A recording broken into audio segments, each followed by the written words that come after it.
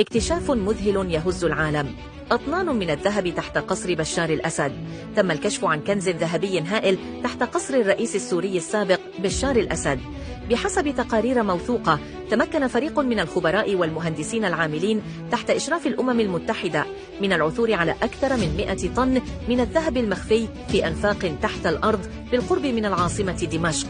العملية جاءت بعد تحقيق دولي استمر لسنوات حول أموال منهوبة يعتقد أنها نقلت خلال سنوات الحرب. مصادر محلية أكدت أن الذهب وجد داخل صناديق خشبية محكمة الإغلاق، بعضها يحمل أختاما تعود إلى العهد العثماني، مما أثار تساؤلات حول أصوله. الخبراء أشاروا إلى أن الكنز يحتوي على سبائك ذهبية وعملات تاريخية، مما يقدر قيمته بمليارات الدولارات.